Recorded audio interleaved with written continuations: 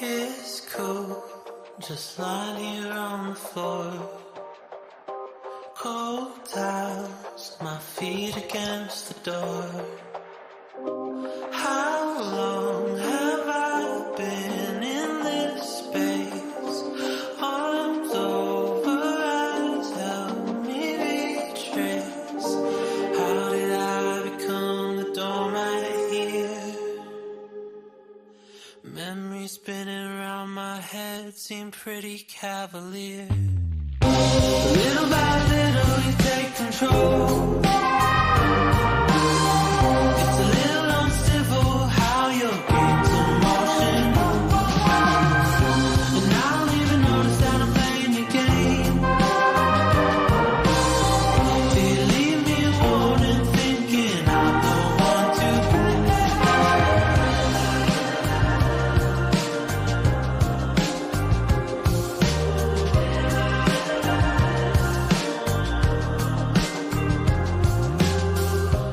Your words weave strings around our limbs. Players in unfamiliar skin. Dangled like toys in your roadshow. Too easy now just to let go. How did I become the puppet here? The string unraveled from my heart has made it pretty clear. Little by little you take control. It's a little uncivil how your game's in motion. And I don't even notice that I'm playing your game. Do you leave me alone thinking I'm the one to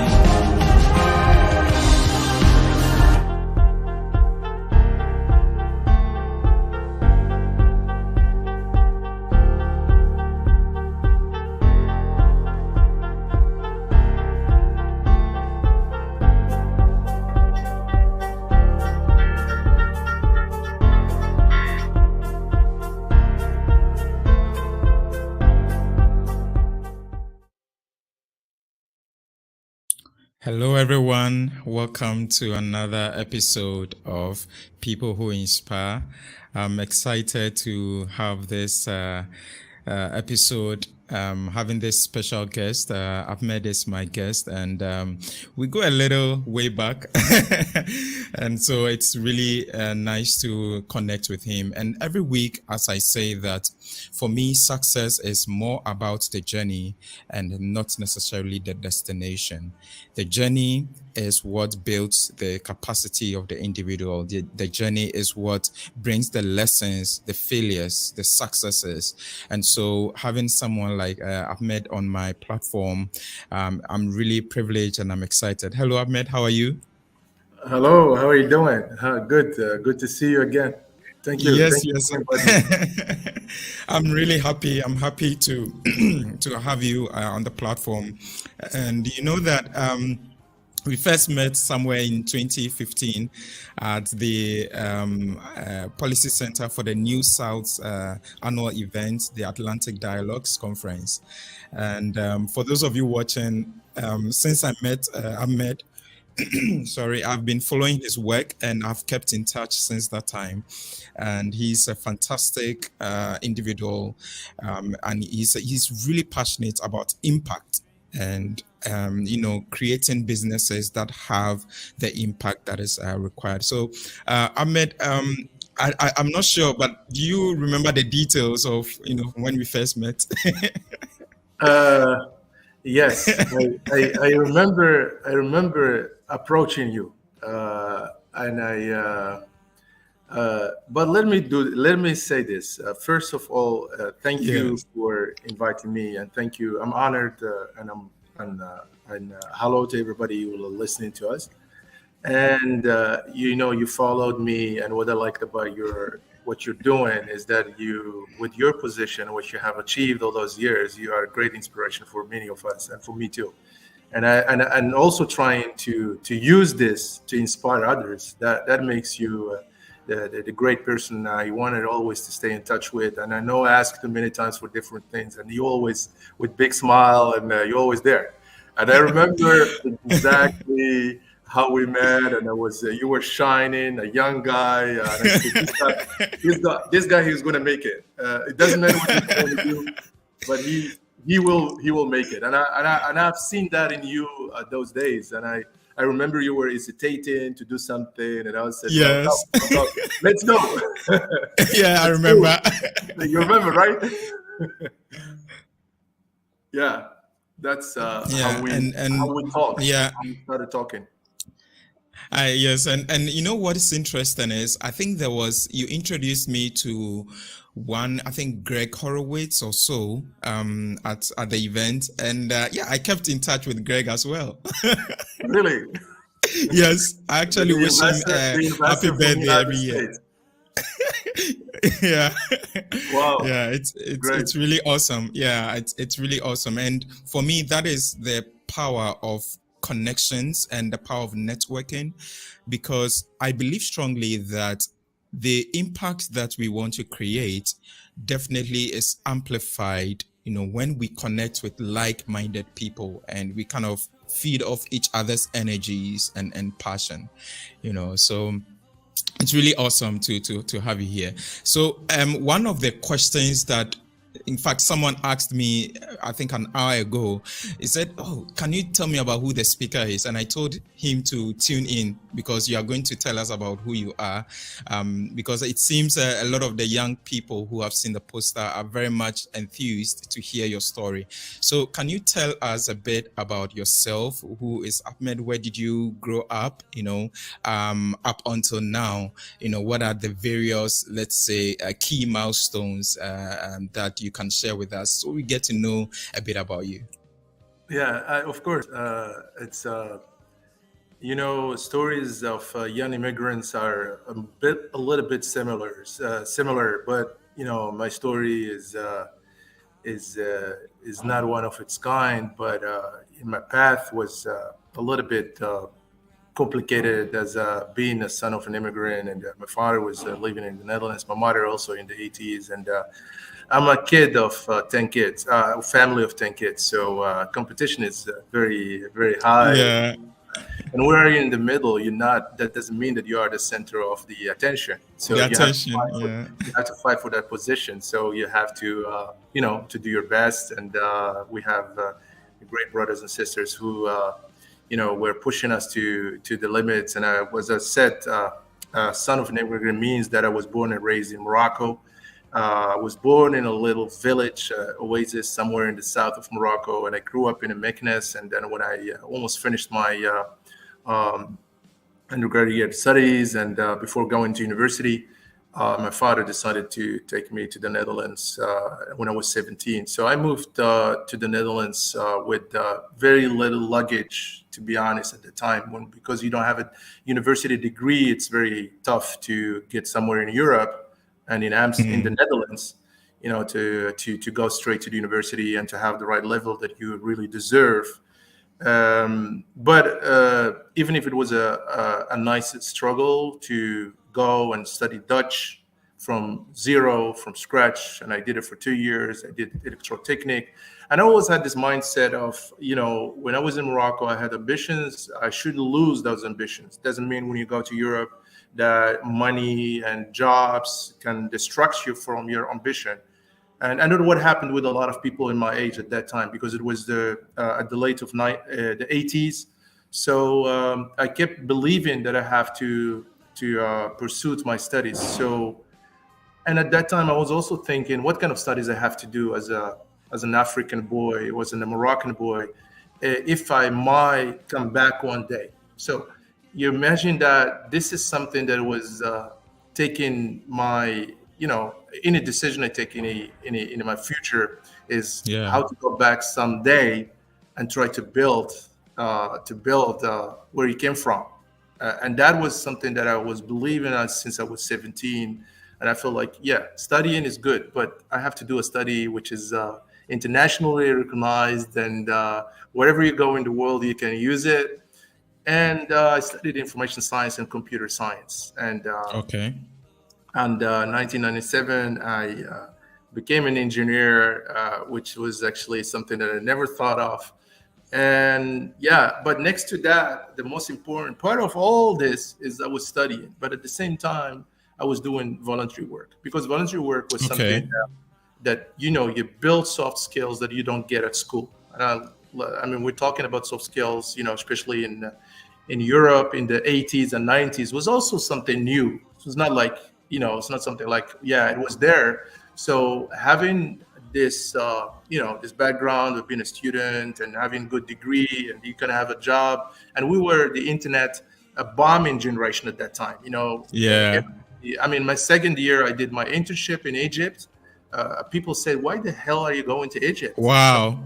yeah, I was dreaming to do my internship in the United States. I spent like hundred of letters those years to send to companies in the United States to do my internship, but I was not lucky in a certain time. So, but somebody from my school, he had an uncle working in Egypt in a Dutch Egyptian company, and he said, "Well, it's an IT time, so they need people. They are dying to find IT guys, and you are Moroccan and you speak Arabic and you speak English, you speak Dutch. Why don't you use those talents?" So Yeah. after a year doing search somewhere in the States, I moved to Egypt as a country that I never thought I gonna Wow. spend more than 6 months living there. So, but next to that, next to my whole study time, I was doing voluntary work. I was Okay. intrigued by social, social dilemmas that we're living in as immigrants, and most of the time, we are intrigued by the negativity, and also fighting for something that everybody is fighting for. There is no room for creativity. There is no room Yeah.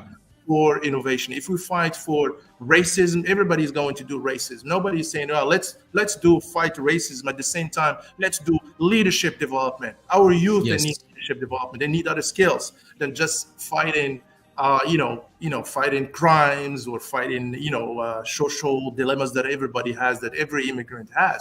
So that was something that was interested from day one. But when you do that, you always come in the mainstream. You don't have a room to be creative, innovative. So next to my studies, I was very involved in voluntary work and in associations and youth networks. So with some students, we built our first network. First network. The word network was even new for the Wow. community in 1997. So Yeah, that's very early.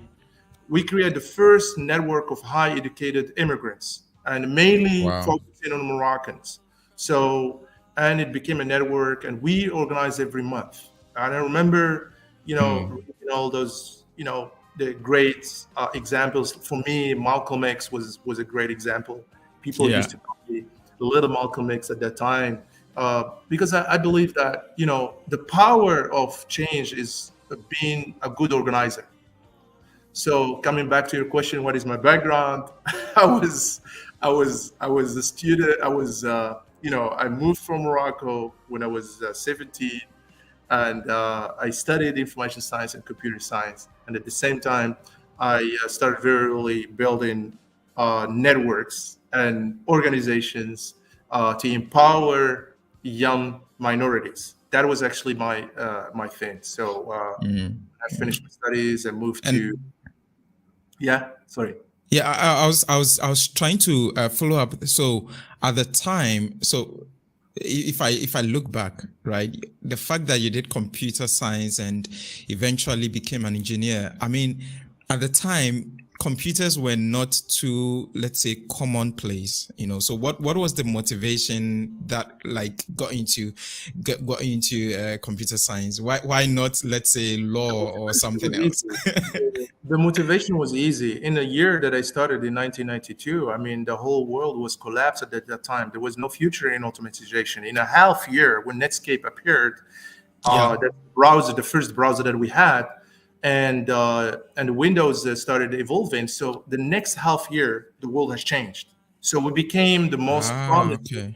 the most promising graduate students of the world at that time. So I was lucky that I had this dream before I started my studies, that, all those ideas that I have in the past, I'm making the right choice of the study. I mean, it was true. So when I went to Egypt, that's why I wanted to quit by telling the story of Egypt, because that would be my next phase in my career, is that, and now we're here, so I can tell that story, is that when I went to Egypt, I remember I got a lot of responsibilities from the company, because it was a small office of 35 people, but they have an industry of 300 people. And they were creating penicillin. So it's something that we use for paracetamol and Yes, the painkillers which is asked all over the world. So they jumped in their production in just 1 year of automation. They made huge steps. There was one computer that the CEO would unveil when the guests are coming, to show them I have a computer. Yeah. Half year later, everybody has a computer. Everybody was using a computer. And I became, in 2 months, I had a great mentor, and I will use this platform to thank any mentor. The mentor is playing a big role in our developments.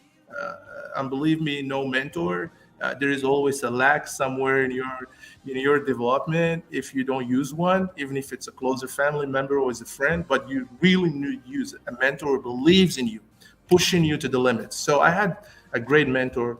His name is Alexander McLean, and he guided me as a powerful student coming as a stranger from the Netherlands, and this guy speaking different languages. And he said, "Well, we have everything for you. You're going to be the head of IT department in 2 years." And a second year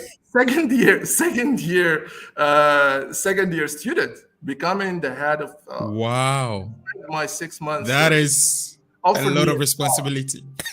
Yeah, and they offered me a job, and I believe that the experience of Egypt was it's 1995.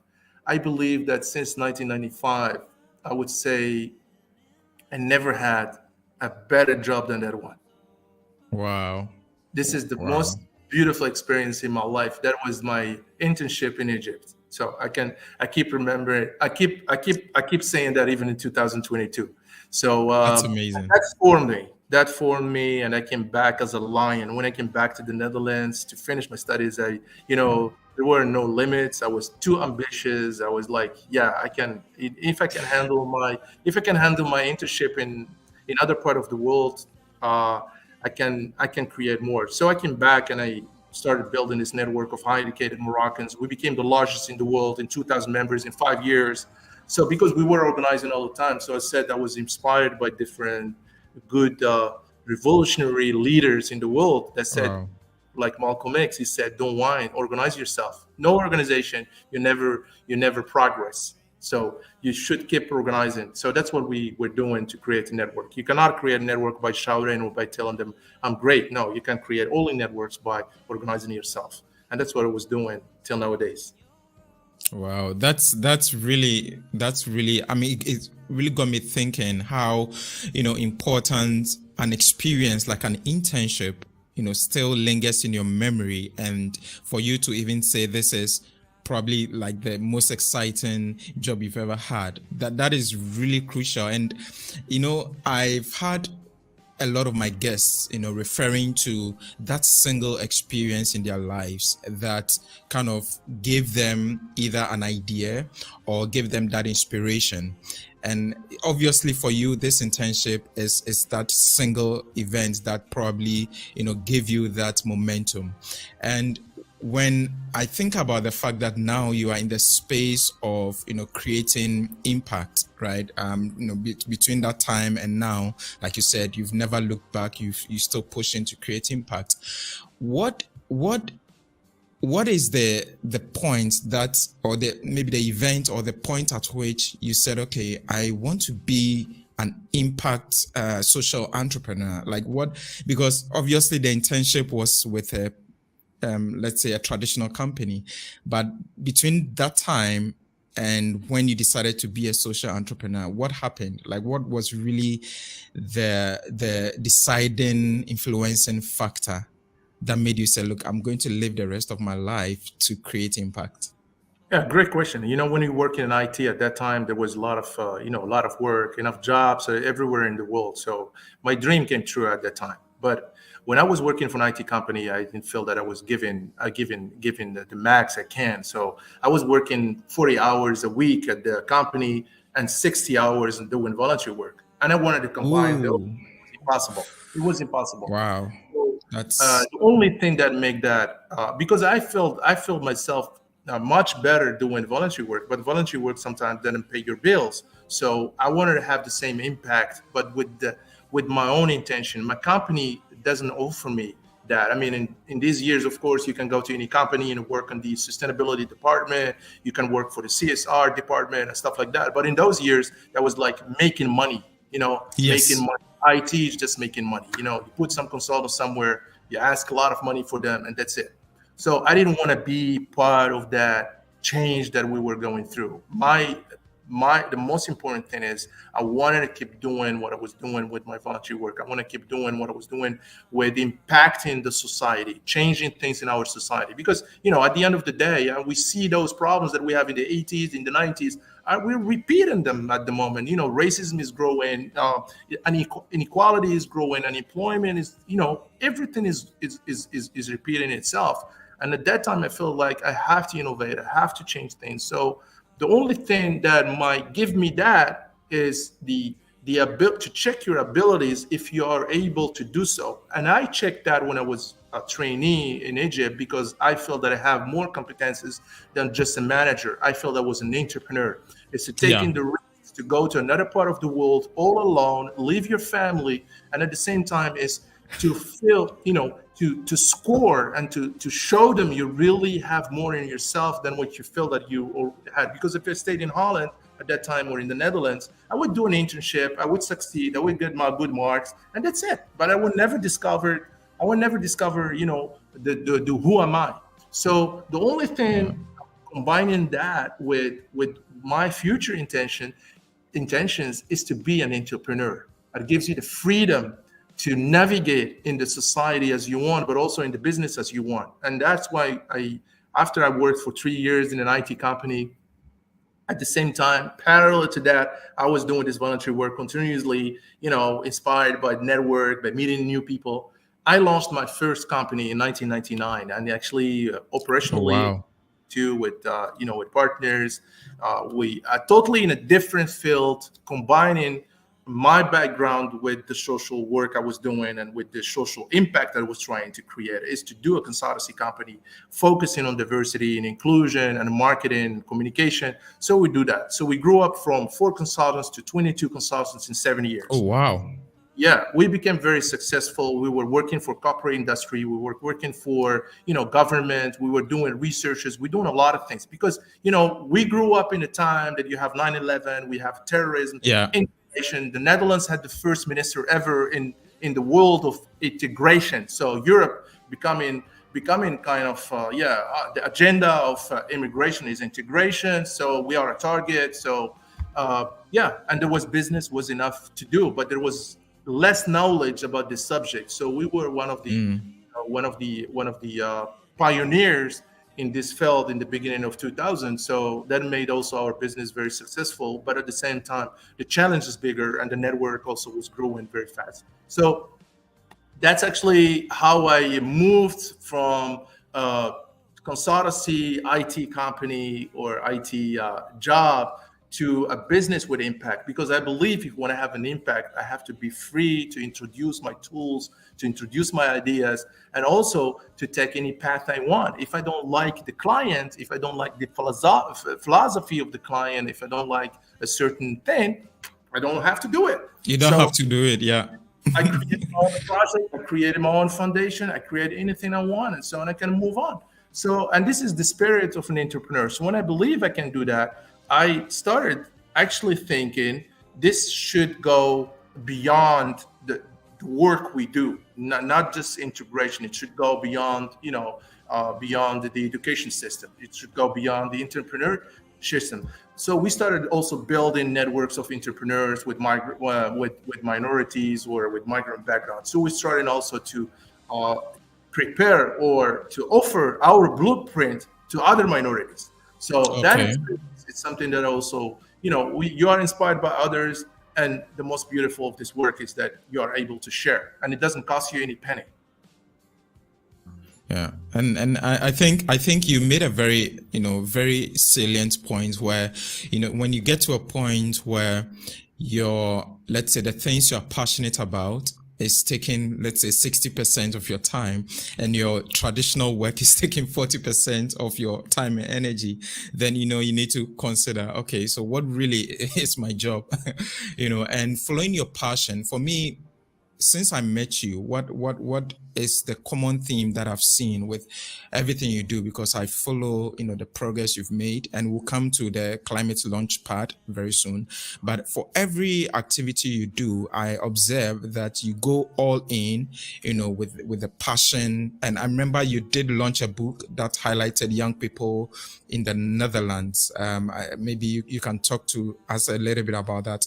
At what point, why is it that, let me ask it this way, why is it that you are constantly focusing on young people? I mean, what have you seen with the youth, that kind of drives you trying to empower them to create impact? And maybe you can talk a little bit about the book.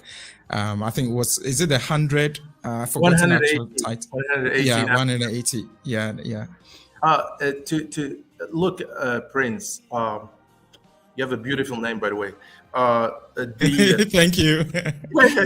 Every time I think, hey, I'm calling the Prince, everyone say, yeah, who's Prince?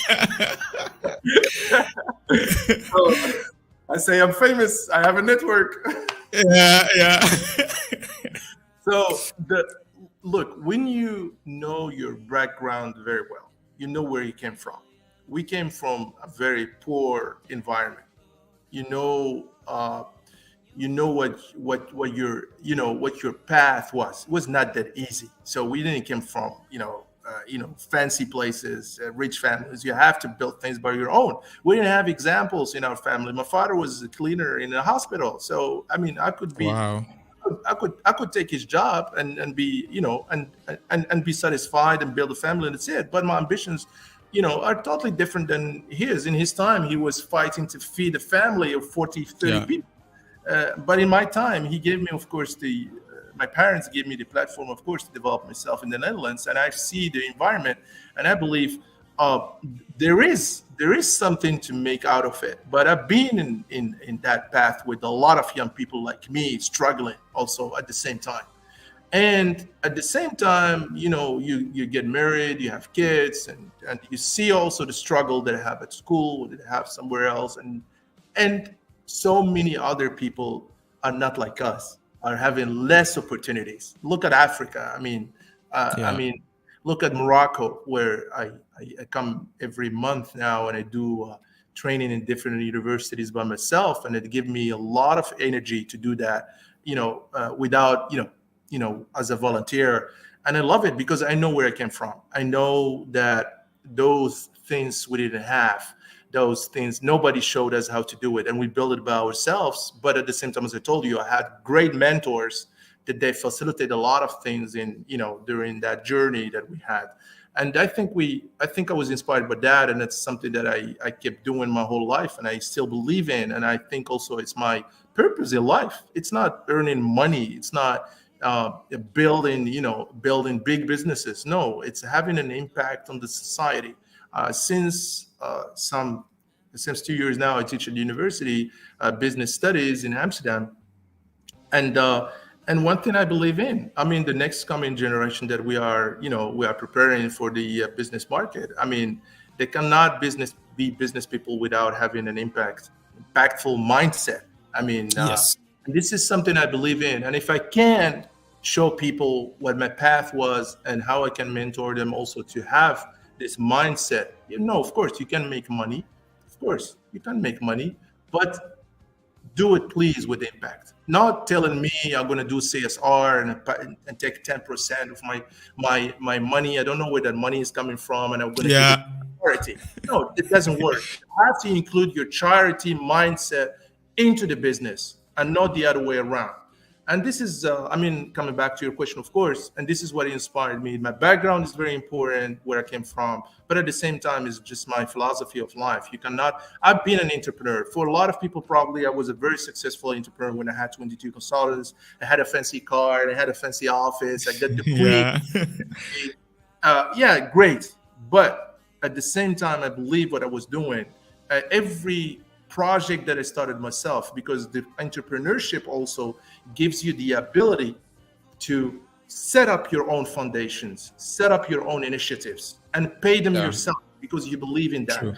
You know, other big guys are doing the same thing by launching their foundations to do, social work or to finance social initiatives all over the world. We see that with the climate change. We see that with COVID. We see that with poverty. We see that with all SDGs. Actually, we see that a lot of organizations are, Bill Gates foundations, Rockefeller foundations, and all those foundations, all rich people, they have somewhere a foundation. In the past, they had a foundation because they give it to their wife or to their partner. Yeah. Yeah.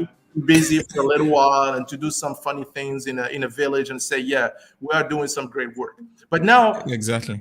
things are changing, and I think that's something that I'm happy to see that's evolving. To be honest. Yeah. Yeah, and like you said something very profound, that most companies today, and that's why when I captured the topic, I asked the question: is it a hit or a miss? The business of saving this planet, because my experience has been that most companies, they do this whole sustainability and impact, let's say, initiatives as an afterthought. So they have this CSR budget, and maybe some 2% of net income is put there just to satisfy the public's curiosity. But what really changes, or what the impact we are looking for really, is having a culture and a paradigm change that runs through the entire organization, right from product development to the product launch.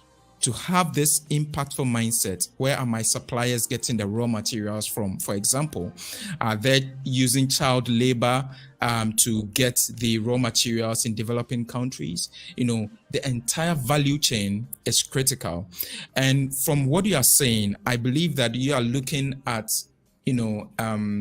a cultural and paradigm shift for corporations to think about impact. So what can a company do? Let's say a company is watching, a big company is watching today's episode. Like, what can they do to ensure that the impact-driven agenda is not confined to a small CSR initiative? The funny thing about this is when you set up a business, the consumer is the king, and not Yes. the companies. That's very important. And then since the consumer is deciding what we have to put in, what is normal and what's becoming normal, and green is becoming normal, and you see that shifting is already happening through the consumer. And another example also is, you all know the Google Glass, right? The Yeah. Google Glass was a big flop. Actually, I mean, it Yeah. didn't work. You know why? Failed. You know why? Tell me why. Tell me. Because the consumer doesn't want it. And this is the Simple. smartest company in the world, with the smartest guys with a lot of money. They put a lot of research on it, and they can say, well, yeah, not we should do it because the consumer doesn't want it. But they push Yeah. the idea, and they thought the consumer is stupid and the consumer is going to buy it. There are Yeah. so many initiatives around us, so many innovations around us that never worked and never seen the light because the consumer is actually the one deciding. So let me give you some few numbers. When the Yes. consumer is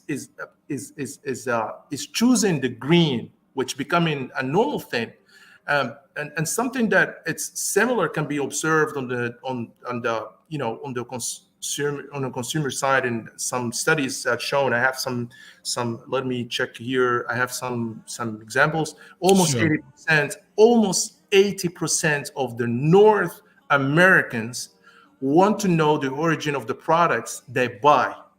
They want to know. So that means if you go to the Walmart or you go to anywhere, they say, we want to know what is the origin of the product they buy. And 69% of those consumers would pay premium for brands that provide this information. So if the consumer would say, I'm not going to buy it, so you don't have anything to say as a company. Yeah, that's the end. Yeah. Okay. Another thing is a globally nearly 8 in 10 consumers surveyed say they value sustainability. Over 70% of these respondents would pay an average of 35 more for eco-friendly brands. And other studies also paint a similar picture. And they said that 61% of European consumers are concerned about the state of the environment. In Europe, they're mostly concerned about global warming, which is 50%, and reducing their emissions. So that says a lot about, the impact of the consumer actually leading the way and not the other way around. So a lot of companies, they don't have a choice. A lot of companies also, because of the regulations that we have all over the world, the governments are also united, and that makes also a big sense. You saw COP26, COP27 that we're going to have in Egypt soon. You see that more waves of sustainability in the last 30 years that we had are not interesting anymore. It's becoming the norm at the moment. And everything points to one thing: is sustainability is here to stay. We don't have a choice. And it's not like, in the past, only, the policymakers and the good guys are doing it. Al Gore made the movie, or Roger Moore made the Fahrenheit and all that stuff. So, they are just leaders and it's nice. No, we feel it at the moment, and companies understand that they cannot escape this and see the sustainability as more of an opportunity than a threat. And in the past, when you tell them you have to change, they say, we're not going to change. All the industry gonna don't work. We're going to lose people. We're going to lose jobs. And they will, threat even the government, say, if you want us to impose this, less emissions and all that, we are going to fire people.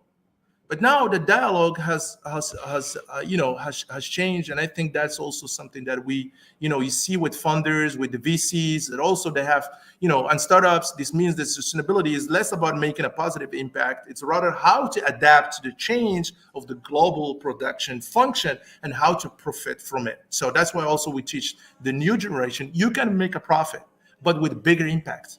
And think about it. You can win money. If you are Elon Musk, you can even make big money. But think from bigger impact. The bigger the impact is, the bigger money you can make if you want. So I think this is profound, Ahmed. I'm happy you mentioned this, because the topic of sustainability is no longer an option, it's an imperative. It's, if you're a company and you're watching this, it's not an option. It's not like, okay, I'll think about impact, I'll think about sustainability after I think about profit. No. Sustainability is part of the business model. You need to make sure that it is crafted and designed as part of your product and as part of your business model. And I'm happy you mentioned this. And you also alluded to an important point, which I would like to come to. If you look at companies who are mostly they say, okay, maximizing shareholder value is their number one priority. If you look at a model like the triple bottom line, where it looks at economic, social, and environmental factors, to define sustainability, I think that, with the answer you just gave, I think that companies have in the past always focused on the economic and the financial aspect, but in today's current business environment, you need to consider the social and the environmental factors in this whole sustainability mix. I see that most companies, especially large companies, I've worked in a couple of them, their response to change is a bit slow. So either due to the large size or the bureaucratic nature of the structures. So sometimes they responding to the demands of the market takes a bit of time. And this is where startups come in. Startups are agile, they are fast, they are quick, young people, they are very energetic. And you have seen that focusing on startups is a good way to drive the impact agenda. So can you tell me a bit about the work you are doing at the Climatelaunchpad Morocco, and why did you found, this organization? Uh, yeah. First of all, I think I remember that I asked you for, to be one of my mentors at the Africa Incubator. That was Yes, one of it's going to my, happen this month. I, I'm uh, definitely I, coming. it's that idea was actually I was looking for a way to do something very concrete with Africa at that time, and as being an entrepreneur, being a mentor of different entrepreneurs, and being a trainer and a coach, again as a volunteer in most options in different universities in Morocco, with some great universities that we have here. So, and then I believe that I have to add some value to that. So I thought maybe not going to Morocco and build an incubator, a traditional one. So I would say, let's build something virtual and ask my network to add value to it as a mentors and build this international diaspora mentors network that they are free anytime that they can lead our startups and our future entrepreneurs in Africa for free. So that was actually the idea, and that's where I think that was our moment of reuniting again, and asked you if you want to be one of my mentors as a very Yeah. successful startup, by the way. So I've seen you all Yes. rising, since 2015. So for me was a start where I feel I have to give something back and very concrete, and not just being myself as a mentor, but how can you use your large international network for the future entrepreneurs. And you see that there is a new generation of entrepreneurs rising in Africa with a different mindset. It's not like, just give me, but we are going to develop, and we're going to develop together, or I'm developing, and what is your added value? That's, that language has changed in recent years. So what happened is, after I did that, I thought maybe it's good to see in my network is going to help, and I was going to help with funding. So I met a friend, actually through LinkedIn. This is the power of Oh, network. wow. Yeah. Somebody told me you have to hook up with him, and I will connect you guys, and maybe he's doing similar thing. He's a Dutch guy doing similar thing in Colombia. So why Oh, why wow. don't you you know why don't you talk to each other? His name is Joop Bloem, and he set up the Climate Launchpad. Actually, the Climate Launchpad is one of the largest competitions in the world on clean tech and green business. There are Wow. in more than 60 countries all over the world, and he was responsible for one of the Latin America, and he started in Colombia. He's a Dutch guy. Okay. So he told Wow. me, why don't you focus on this clean tech part in just doing tech incubator, which is very large and very big. Maybe you will talk about robotics, you will talk about this, but why don't you focus on something which is clean tech and green Okay. business? So he was actually the one who inspired me to focus more on something than just set up this incubator that everybody's doing all over the world. So, and that's how I actually started with the clean tech and the green business, and I got into it, and I more depth, and I learned more about it. So I was more. I was fortunate actually that I had the opportunity, but at the same time, I was more inspired by reading more about it and meeting other like-minded people doing the same job. So and I decided to launch my first Climate Launchpad in Morocco with my own resources, my own money, without. Wow. And we created, we first year that we participated in the larger Climate Launchpad, and we had 22 startups taking part of it. 9 of them went to the Oh, national. wow. Already? Oh, Wow. last year we had a very big success. I mean, I was so proud to see. But this is something has nothing to do with Morocco. This is more the Mm, African mindset, mm, and I have to mm. emphasize that this is not just Yeah. Morocco. This is the African generation, new generation of entrepreneurs, clean tech entrepreneurs. And what happened? is that you see in all those years that Climate Launchpad, when it was launched in 2014, there were more European countries taking part of it. Now Yes. the whole world is taking part of it. And what you see is the fast growing participants in Climate Launchpad at the moment are from Africa. Africa. Wow. Wow. And last year we participated, 9 went to the national finals, 3 won the national finals, and they went to the regional, which is Africa, on Africa level, and then you have the grand finals, which is on the global. And 2 of our winners, they became the last best 17 of the world. So that means wow. Yes, and that means a lot for me. So that was kind of a gift to see that really talented people. As I told you when I met you the first time when I wanted to do this Africa incubator, so Africa Tech Incubator, my dream is to go to forgotten cities, not to go to to the mainstream cities. Yeah, the usual. Yeah. You go to Casablanca, Marrakesh, or Accra, or Johannesburg. Yeah. No, you go to forgotten cities, to villages, because smart people, brains are everywhere. Brains are everywhere. I was born in a small village. Doesn't mean that I don't have a brain. I can learn, but somebody should provide us with the opportunities, and somebody should, connect with us with the right people. You don't have, of course, to wait. Yeah. You can go and look for. You can go and look for those opportunities. Of course, you shouldn't wait. I mean, if Muhammad doesn't go to the mountain would come. The mountain. Yeah. That's the philosophy I believe in. Yeah. But at the same time, you and I, we know our background very well. We know that a lot of people are suffering from the lack of resources, and if we can provide them that, then you create not just one impact, you create a generation impact, or impactful generation. You're going to have a bigger impact than just one entrepreneur. So that's actually the reason why I started Climate Launchpad. That's why I believe in Climate Launchpad. But now we're focusing more in how to build this ecosystem of clean tech in Morocco and other African countries. That's why I want to start after the Climate Launchpad, which is actually more focusing on the clean tech startups. Now we want to launch next year the ClimAccelerator.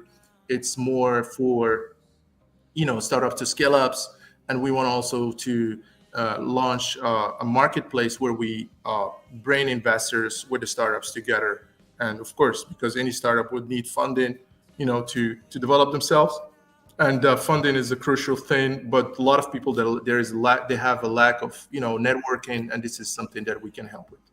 Yeah, and it's something I've learned having to kind of talk to a lot of startups. I realized that when it comes to funding, it's not even so much of your business model, it's more of your network, so I'm very happy that you touched on that, because that is the missing link a lot of times that I've seen. And I'm super impressed with the progress with the Climate Launchpad, and the fact that you are moving a step further to get an accelerator running, and we have done something similar in Ghana. And one thing I've seen is that once you prepare businesses or startups for funding and for them to scale, that is where the innovation becomes diffused and is adopted across the world. They can be able to scale not just locally in Morocco, but they can even scale outside Morocco as well.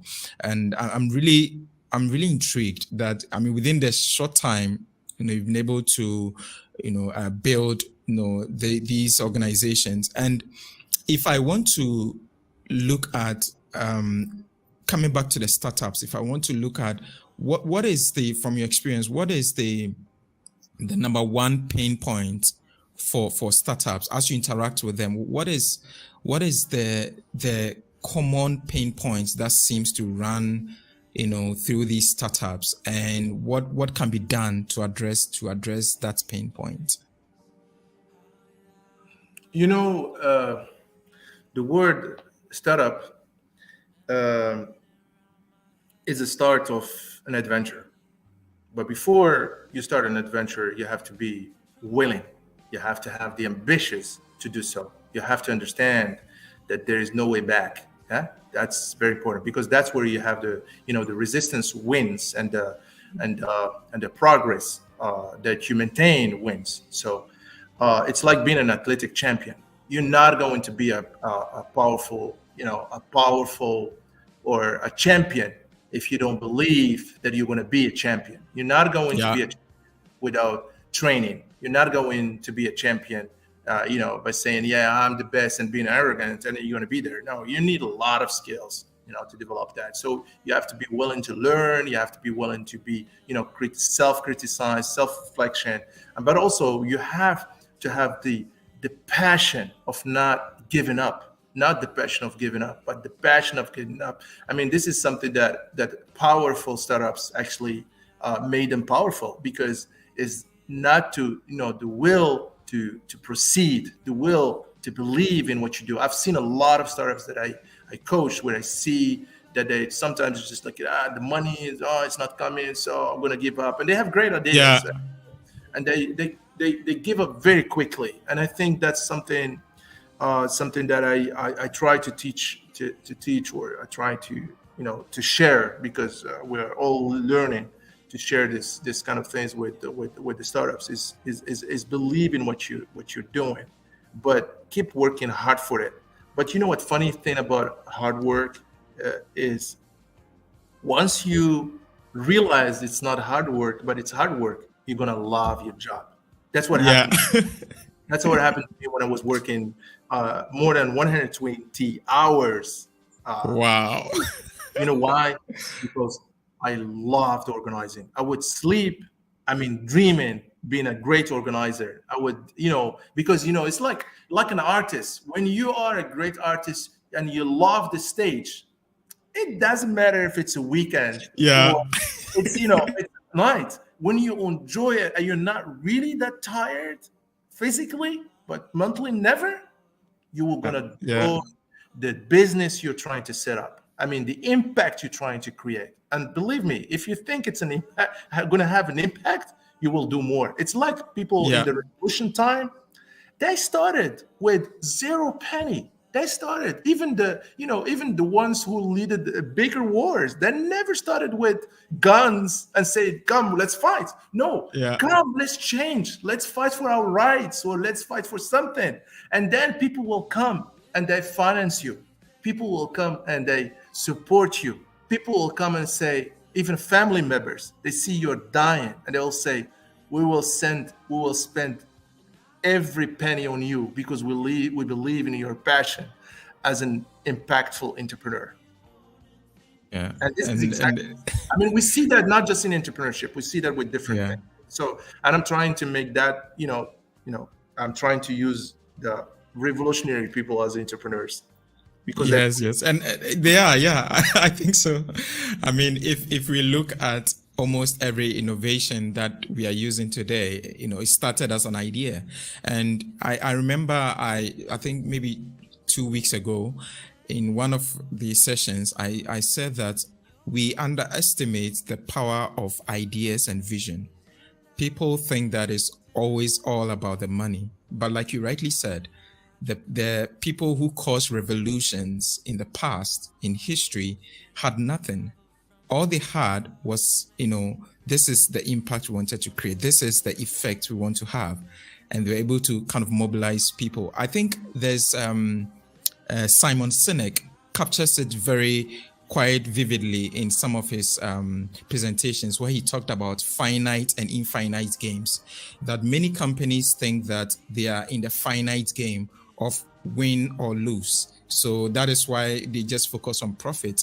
But a company should think about infinite game, that is impact, transgenerational impact, multi-generational impact, and I think that is how we can really move forward, with this agenda. And I love how you truly captured it. Maybe my final question before if there are any comments from the viewers. Let's say that I'm watching today's episode. I'm a startup, based in Morocco, Egypt, Ghana, Nigeria, wherever. And I'm thinking of probably giving up, because I know this, because when I was at some point in 2015.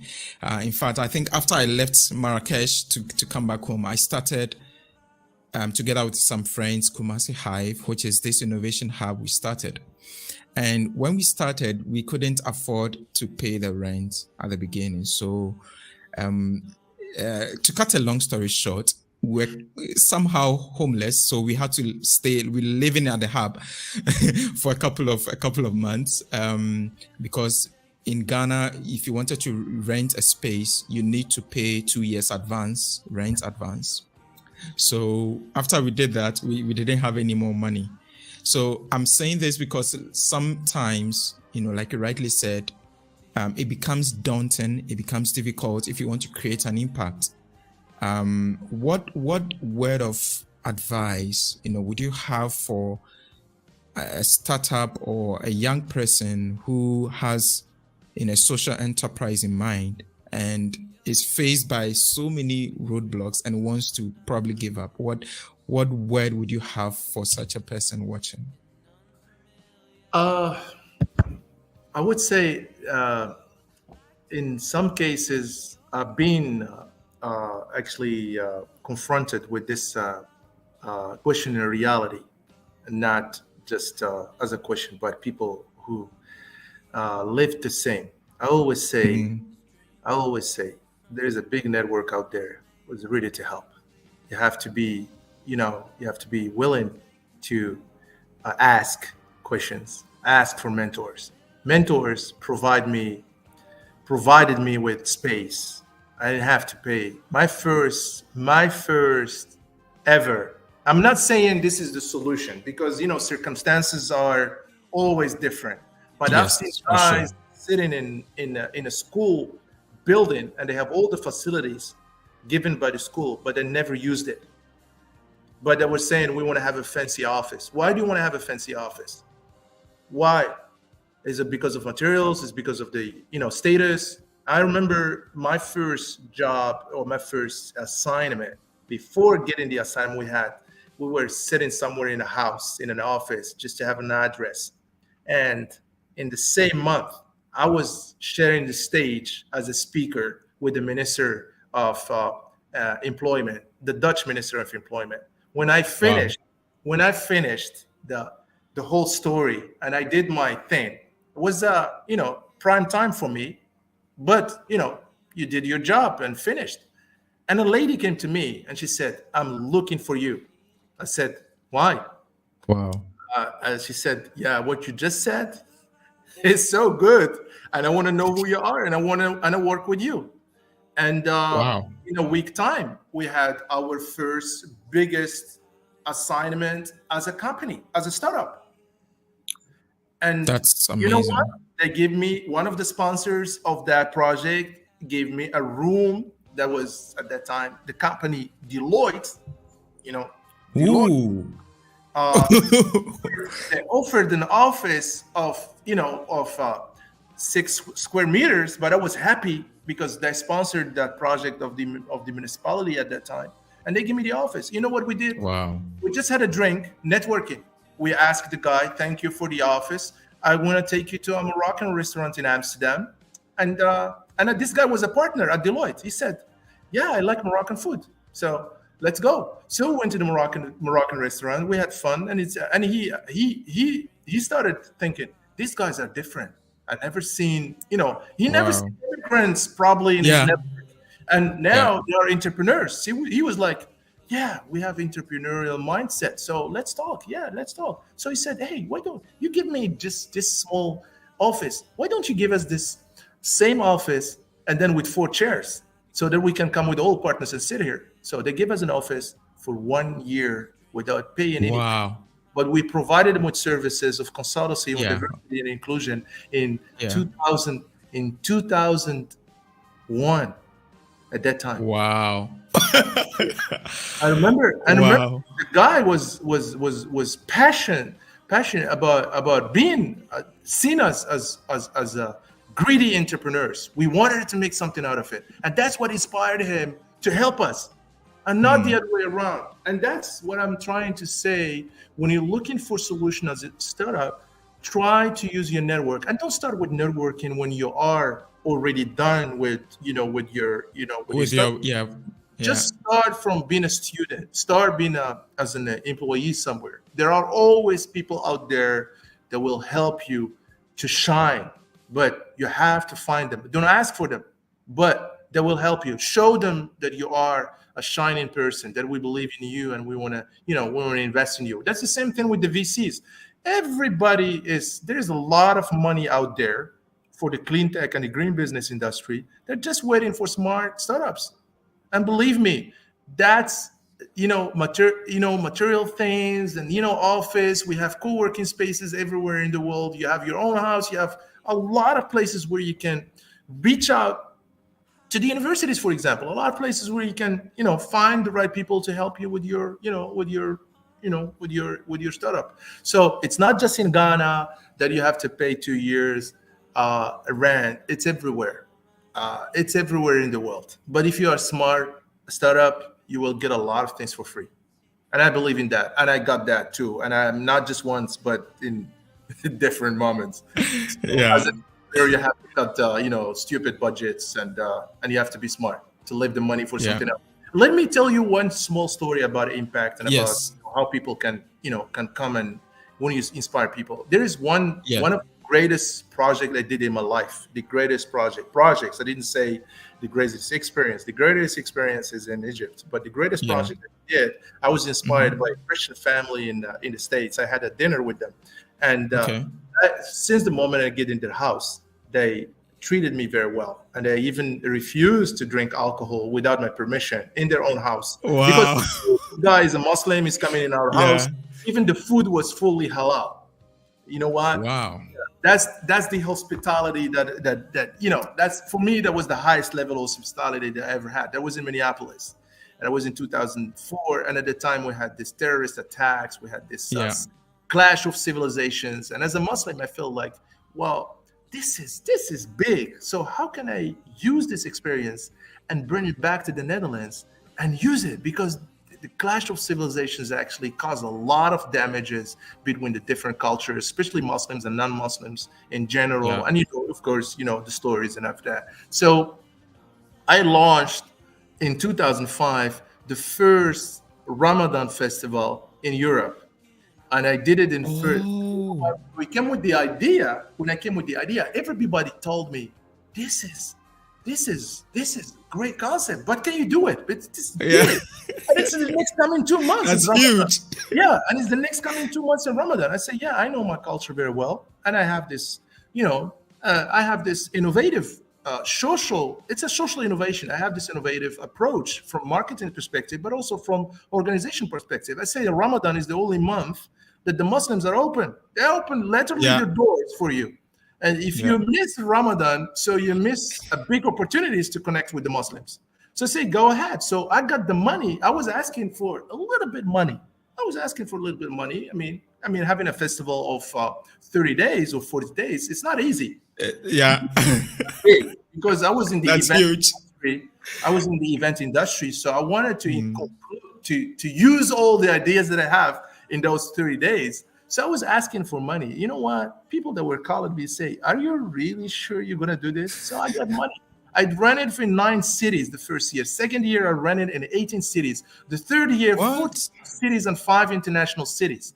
So, and as a Wow. company, we, from a social, because the impact was so big that it was copied very easy in different parts of Yeah. the world.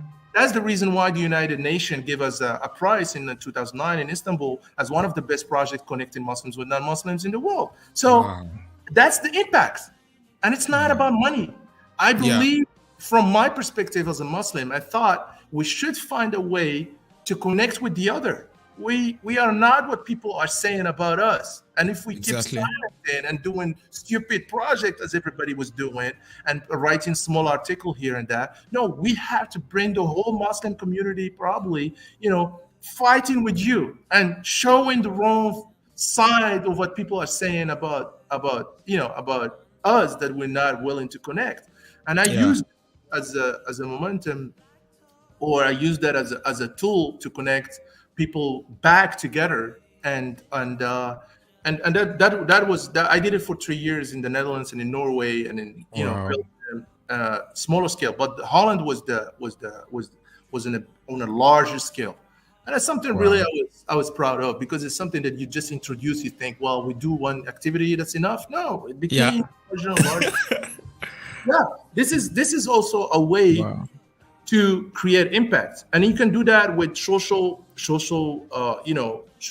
projects, or you can do it with environmental projects. We can do it everything. So you can you can be innovative in every field in life, and you don't have to be specifically for social oriented issues or environmental oriented issues. Wow. This is huge. I mean, 40 cities. That's, I mean, I have done event organizing for like maybe 1 day maximum. I mean, at one location. So to have all over 40 cities, that is a 42 mega cities, project. 42 cities. In those 42 cities, 5 international cities. 40. And you want to know Oh the man. budget?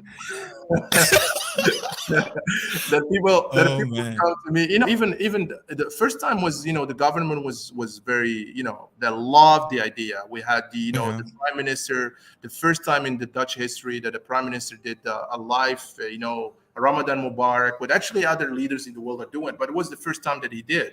And we Wow. got full support from from mayors, especially the mayor of the city of Amsterdam at that time, but also from the prime minister, from different ministers who really went to the houses of the Muslims and having a meal, share the meal with them. Wow. And That's but there were larger events, but also smaller events in kind of hospitality dinners that actually hospitality dinners were the basic of the whole Ramadan festival, because that was my inspiration in the States. yeah. So yeah. Wow.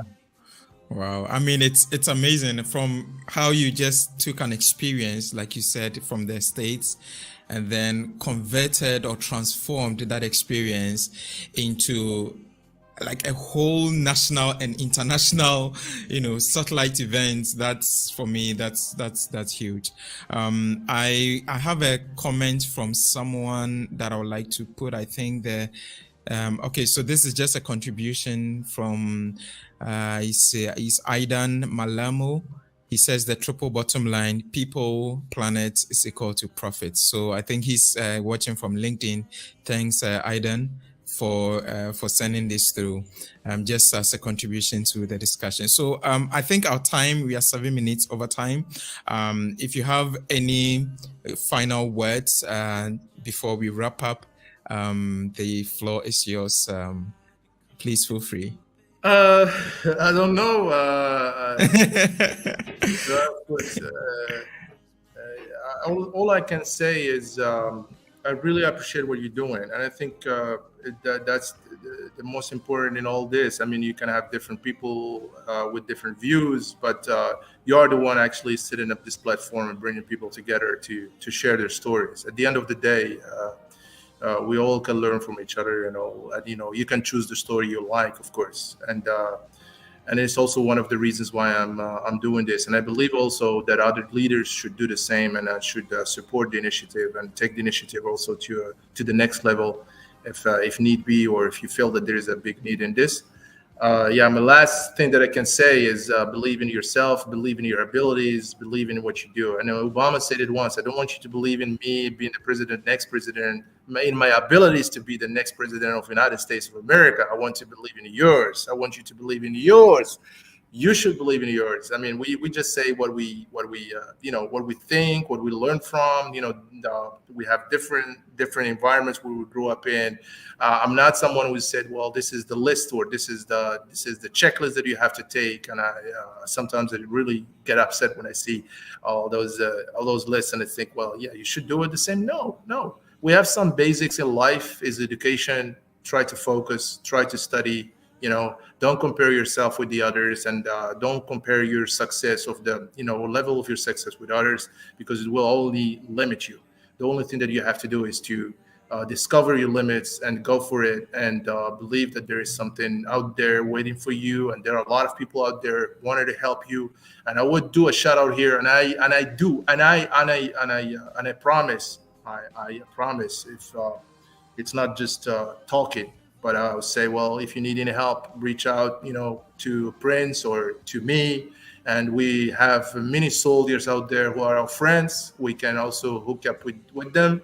And if you have any questions concerning business, concerning entrepreneurial impact, yeah, please, let us know. We're open to help, to advise, in our limits, of course, and our time.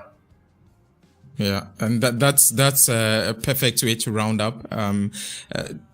That's the perfect summary. Believe in yourself, right? You have your own story. You are responsible for writing the chapters in your own story. So just believe in yourself and feel free to reach out to any of us. I'm excited, and I want to say a big thank you, Ahmed, for making time to talk You're to welcome. us. And for those of you who also stayed with us throughout the conversation, and for those of you who are going to watch the recorded version, I want to say a big thank you to you. And I'll come your way again next week with another episode of People Who Inspire. So Ahmed, let's stay in the virtual studio, and then I will say bye-bye to everyone.